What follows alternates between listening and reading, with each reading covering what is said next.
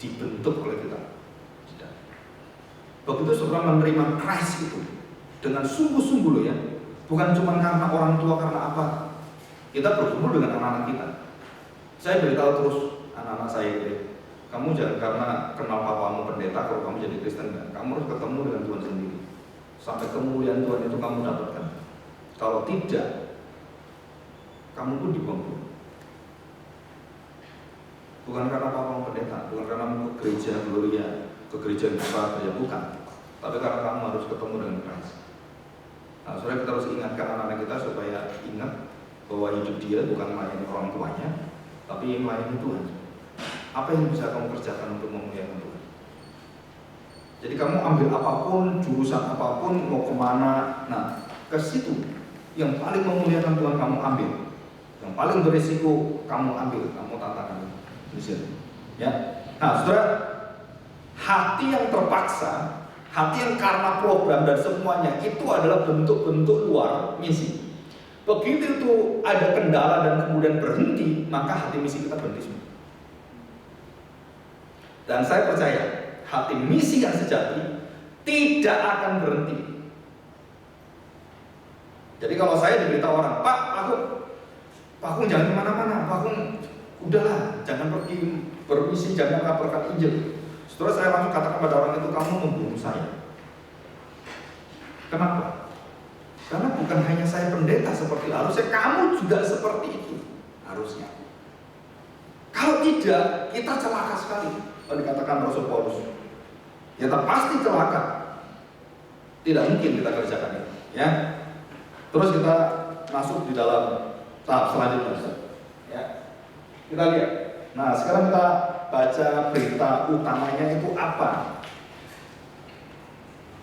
Ya, 1 Korintus, kita buat 1 Korintus. Saya ambil ayat-ayat yang kita waktu pembinaan tidak kita baca. 1 Korintus pasal 3. Ayat yang ke-11.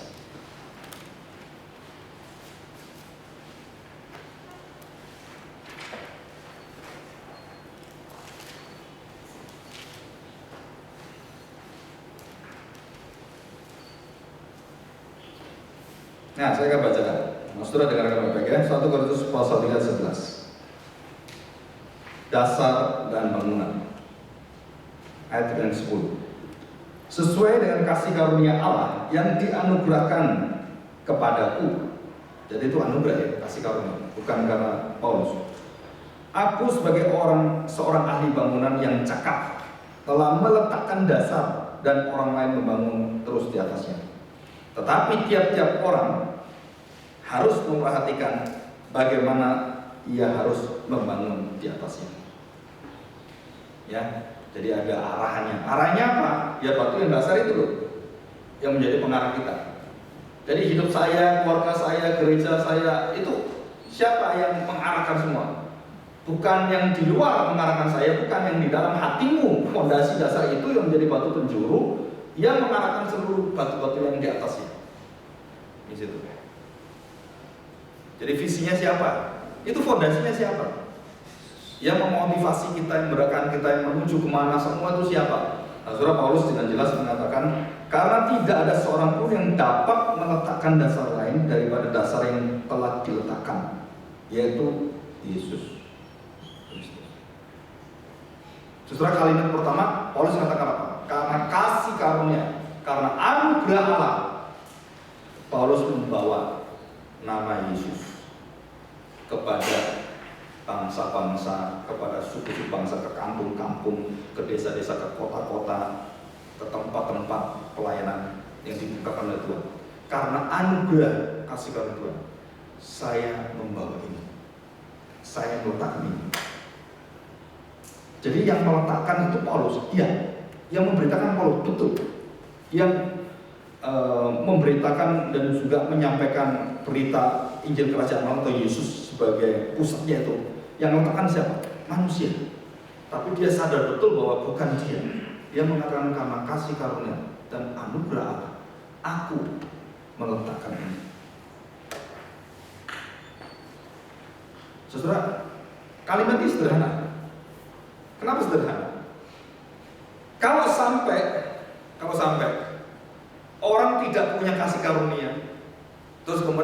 cinta Tuhan Yesus, bisa nggak dia meletakkan dasar Yesus?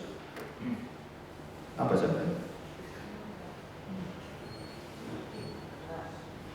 Nggak bisa.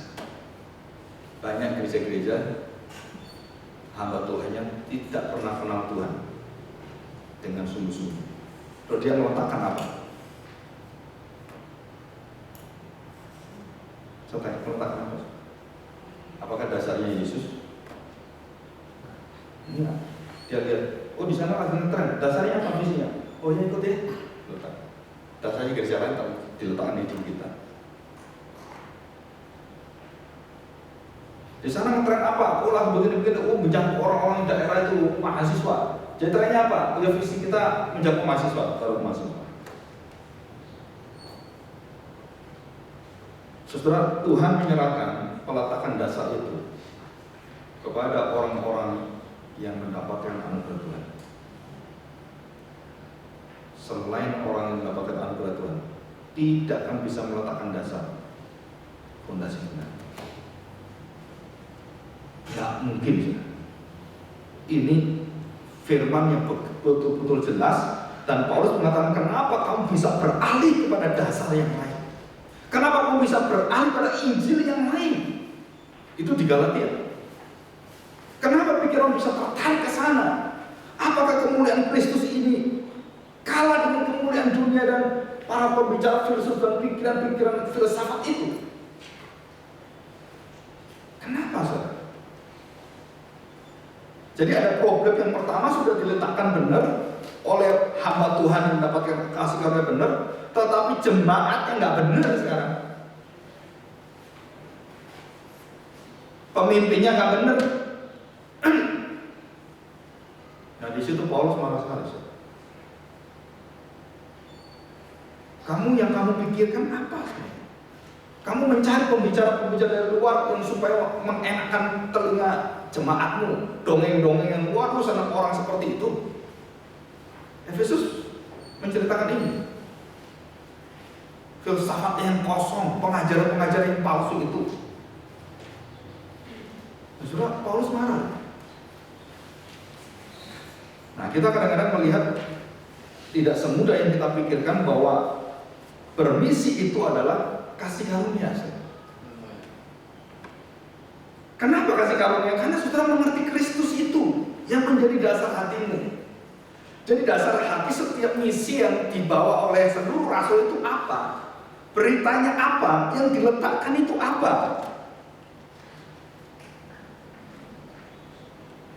Yesus. Ya, kita belajar ya. Kita belajar. Nah, saudara, saya berikan tugas ya. Kolose, belum lama diajari langsung tugas, Pak. Iya. Lebih baik itu daripada saudara bengong gitu kan. Saudara baca di Kolose. Ya, baca di Kolose.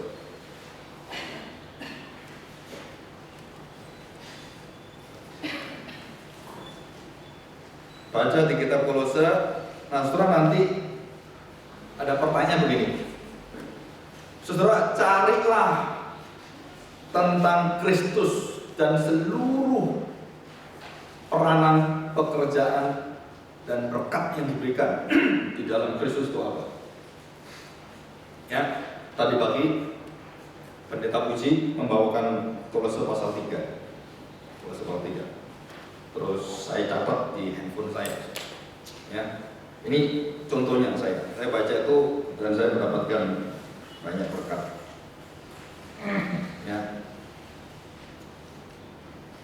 Ini Kolose 1 sampai kalau saudara baca, kalau saya beri tugas bacanya itu Kolose 1, saudara dari pasal pertama ya sampai pasal yang keempat. Saya waktu di Hoimtong, saya meminta waktu ada pembinaan itu baru bulan lalu. Saya meminta mereka membaca Kolose 4. Ada sekitar hampir 90 orang, ya, dan hampir semua memberi saya kertas surat terakhir. Jadi pertama setiap minggu saya mengatakan baca ini, baca ini, baca. Apa yang kamu dapat, baca ini, baca. salah saya setumpuk ini ya. Saya biarkan Tuhan bekerja dan Roh Tuhan bekerja. Sampai akhirnya beberapa orang bertemu saya. Dan yang saya nantikan itu, saudara. Dan mereka mengatakan, saya baru tahu Pak, Yesus yang luar biasa.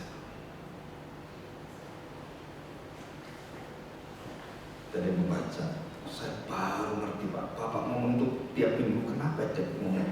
Minggu lalu ngomong lagi. Saya ingatkan terus, bacalah Kristus, di manakah Kristus itu, bagaimanakah Kristus, apa yang dilakukan, dan dampak daripada kau percaya itu apa yang dia kerjakan, bagaimana dia memberikan seluruh hidupnya bagi umatnya, bagi gereja, bagaimana Paulus itu melihat seluruh tokoh sentral daripada Kolose itu siapa sebenarnya. Yang siapa yang diri bukan Paulus, dan siapa yang ingin dipuji-puji, disembah dan diagungkan oleh Paulus dalam Kolose itu. Saya omong terus. Saudara, pasal 3, satu contoh ya. Saudara lihat aja. Ini tadi saya pagi saya tulis. Ya. Kolose pasal 3 dan 4. Contoh ya. Supaya kita dapatkan. Ayat 3 dan 4. Sebab kamu telah mati dan hidupmu tersembunyi bersama dengan Kristus di dalam Allah. Posisi kita mati. Kalau mati itu di mana tempat kita? Kalau kita jadi orang percaya, kita sudah disembunyikan, dirahasiakan. Misteri kerajaan Allah. Kita sudah disumpetin oleh Tuhan. Dari kekekalan itu Tuhan sudah memerintahkan pada anaknya. Orang-orang yang dipilih dia itu disembunyikan, masih ditutupi dengan seluruh keberadaan Kristus itu. Posisi kita apa? Mati. Orang mati itu bisa bermisi enggak? Coba lihat. Saya belum percaya Tuhan Yesus, saya belum menerima Yesus, dan saya belum kenal Tuhan Yesus. Bisakah saya bermisi? Mati kamu tidak bisa. Tingkah laku Kristiani betul, tapi kamu tidak memiliki iman Kristen. Bisakah saya bermisi jika hati saya belum menerima Kristus? Bagaimana saya bisa meletakkan Kristus pada hati orang-orang yang mendengarkan Kristus? Saudara, nggak mungkin saudara percaya.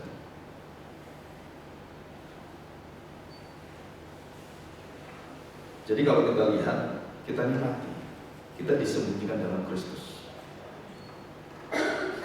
kita ditutup. Nanti ada waktunya kita dibuka. Ya, nah ini yang pasal yang ketiga. Terus saya lanjutkan pasal 4 ya.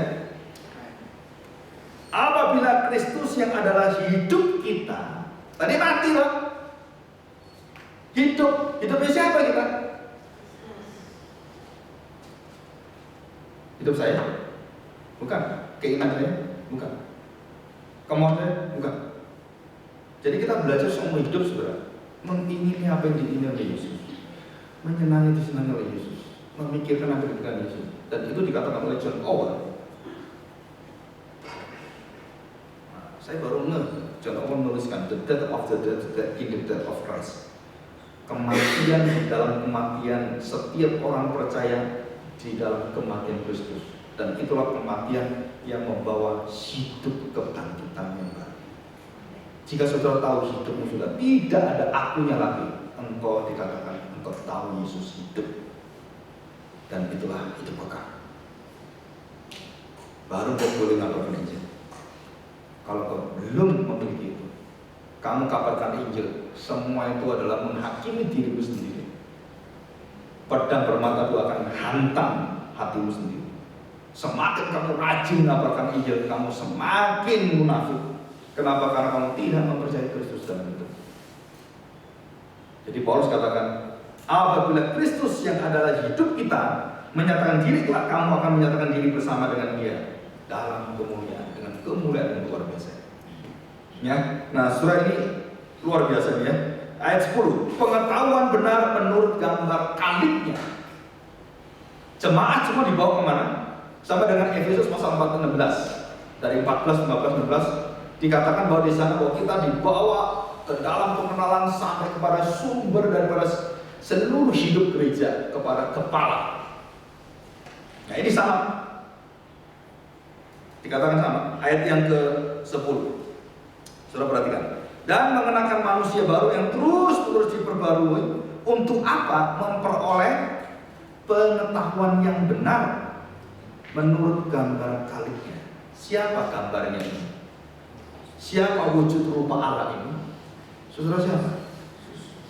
Kristus. Terus ayat 11 ya, begitu lihat ya. Dalam hal ini tiada lagi orang Yahudi Yunani semua tidak ada. Tetapi yang terakhir, tetapi Kristus adalah semua di dalam segala sesuatu. Jadi kalau hidup kita di dalam Kristus, seluruh pikiran, semua tangan, semua gerak jantung kita semua itu dikuasai penuh oleh Kristus. Dan itu sebagai kepenuhan Roh Kudus. Jadi kepenuhan Roh Kudus itu bukan kita berbicara Roh Kudus sebenarnya, tapi seluruh hidup kita itu dipenuhi dengan firman, rematos Kristus. Firman Kristus dalam hati kita itu mempengaruhi seluruh hidup kita. Nah itu disebut sebagai kepenuhan Roh Kudus yang sejati ya, yang sejati. Bukan penampakan, bukan seperti itu. Ya, nah ini kalau saya teruskan, saudara, ayat yang ke-15 dan 17, Yesus mengatakan damai di dalam perkataan dan di dalam seluruh hidupnya. Baru, saudara diingatkan pasal 3 ayat yang 24. Coba kita lihat, 3:24. Kamu tahu bahwa dari Tuhanlah kamu akan menerima bagian yang ditentukan bagimu sebagai upah. Kristus adalah siapa? Kamu siapa? Saudara, kadang-kadang kita di dalam gereja, banyak pemimpin gereja itu mau jadi tuan semua. Banyak hamba Tuhan pendeta yang jadi tuan. Dan dikatakan di sini, Kristus adalah Tuhan dan kamu hamba-hambanya. Apa artinya? Budak-budak. Kamu nggak punya hak hidup kecuali kamu hidup untuk Tuhan. Kamu dimerdekakan karena kamu seluruh hidupmu adalah hidup untuk kemuliaan Tuhan. Nah, saudara, kalau saudara mengerti itu, saudara baca buku ini, saudara baru nggak, oh, keindahannya, wah luar biasa. Dan bahkan John Owen menuliskan, kalau di buku saya satu ada coret-coretannya, menuliskan sampai di surga, saudara, apa yang ada di bumi terus dikerjakan di surga itu cuma satu. Mengasihi Allah dengan mengenal Allah, mengenal Kristus selama-lamanya. Jadi di surga kita belajar siapa? Belajar tentang Kristus. Kemuliaannya bagaimana menolong luar biasa, kita penuh puji-pujian gak habis-habisnya, kekal selama-lamanya. Dan kita masih masak, masih beli beras, gitu kan? Masih kerja, masih peringatan, masih susah, masih gini. Di surga sudah tidak ada yang kemuliaan yang besar. Oke, kita lanjutkan setelah break ya.